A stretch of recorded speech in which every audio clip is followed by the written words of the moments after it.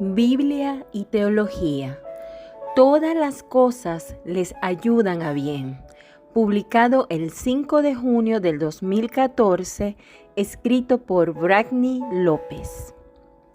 Muchas veces he escuchado personas y he leído libros afirmando que el sufrimiento y el fracaso no existen en la vida del creyente, que son ilusiones que el maligno ha puesto en nuestras mentes.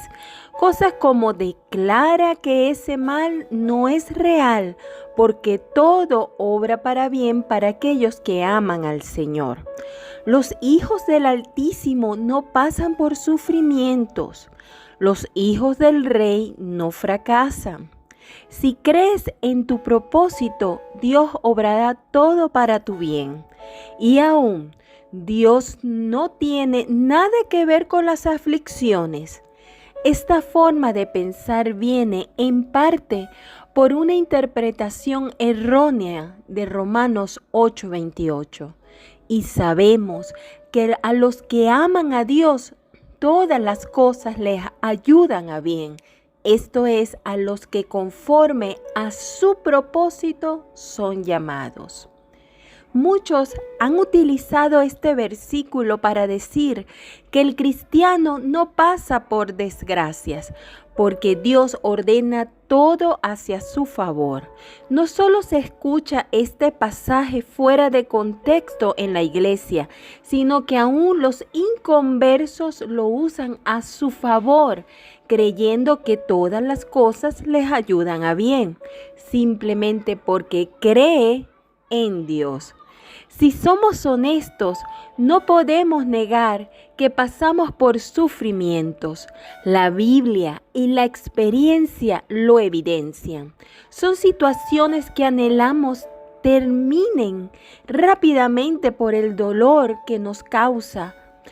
Dolor que no debemos negar, ni mucho menos hacerlo pasar como alguna ilusión. Interpretando el pasaje. Como toda la escritura, es necesario analizar el texto tomando en cuenta todo el capítulo, para evitar sacarlo fuera de contexto. Comencemos observando que las aflicciones sí existen en la vida del cristiano.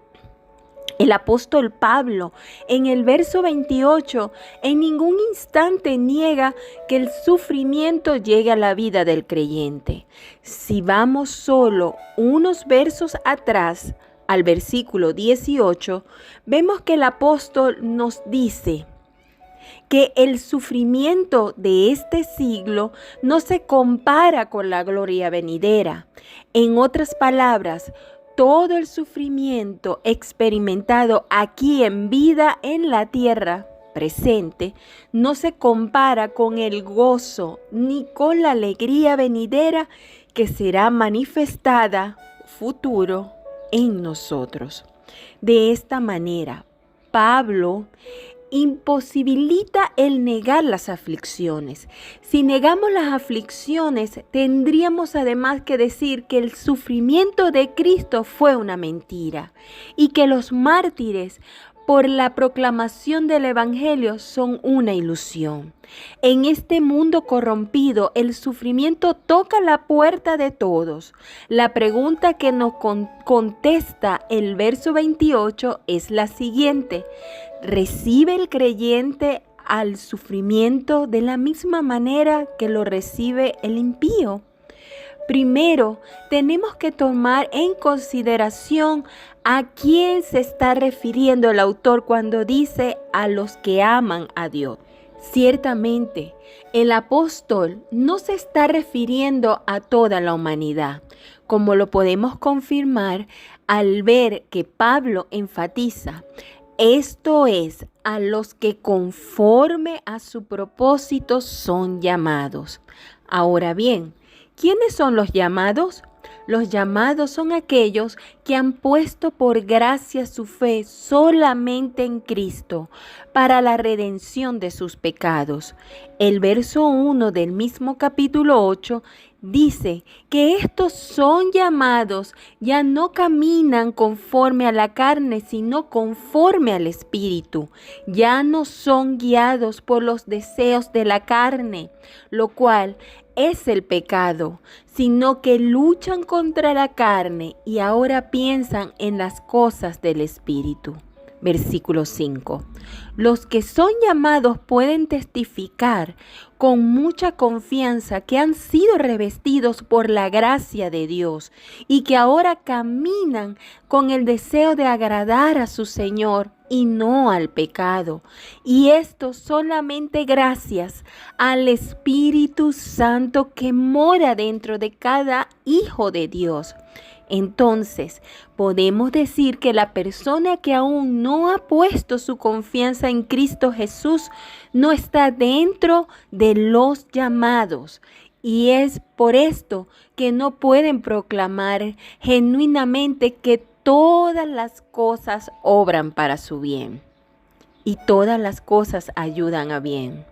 En el libro de Génesis encontramos la historia de José, el hijo de Jacob.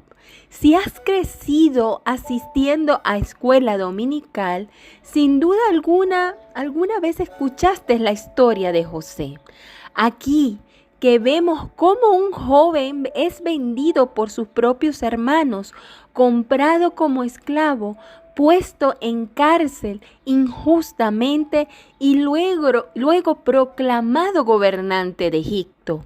Más adelante en la historia, estando José en esta posición de gobernante, volvió a pararse frente a sus hermanos cuando éstos fueron en busca de alimento y les revela que él era su hermano y trae a su familia a vivir en Egipto.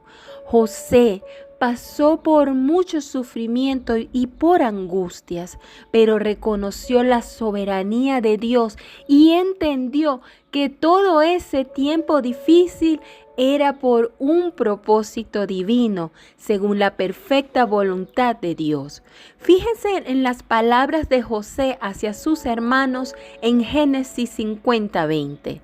Vosotros pensasteis mal contra mí, mas Dios lo encaminó a bien, para hacer lo que vemos hoy, para mantener en vida a mucho pueblo. En todas las adversidades que José enfrentó, Dios estaba activo y en control en todo momento. Así como José entendió la soberanía de Dios en su vida, debemos nosotros entender que en esta vida tendremos aflicción. Y aún así Dios está con nosotros, los que hemos sido llamados y amados.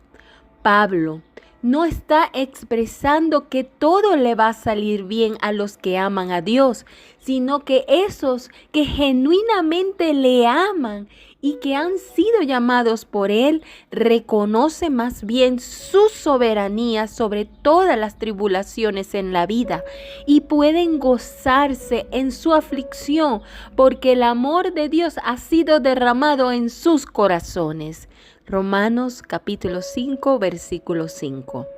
A Él no se le escapa nada, ni mucho menos se va de vacaciones abandonando al mundo.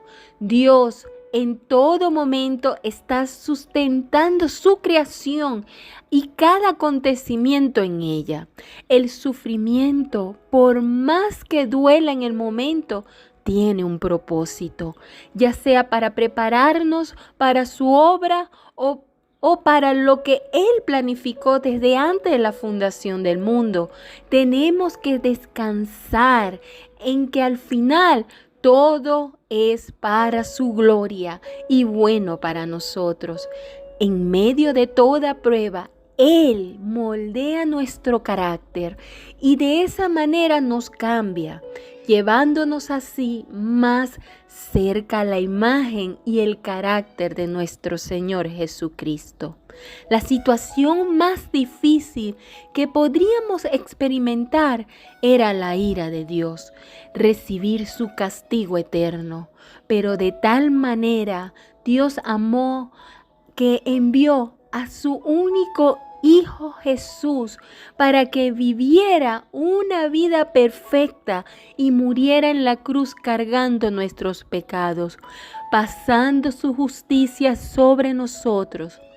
Si aún siendo enemigos de Cristo, Él murió por nosotros, dándonos adopción, reconciliación, justificación y asegurando nuestra glorificación. Versículo 30. Así también, todo lo que Él hace es para nuestro bien. Aun cuando no entendamos, debemos confiar y descansar en Jesús y en su sacrificio, en donde el amor de Dios es demostrado para todos nosotros. Conclusión. Romanos 8:28 definitivamente no se refiere a que todo saldrá bien porque tienes el favor de Dios, sino que todo obra para bien en la vida del creyente porque Él es soberano y entendemos y confiamos en que nuestro Dios envía a nuestras vidas el fracaso y los sufrimientos porque son necesarias y nos convienen. Es en medio de ellas que creemos en santidad y en fe, dando gloria a quien solo se la merece, a Cristo Jesús.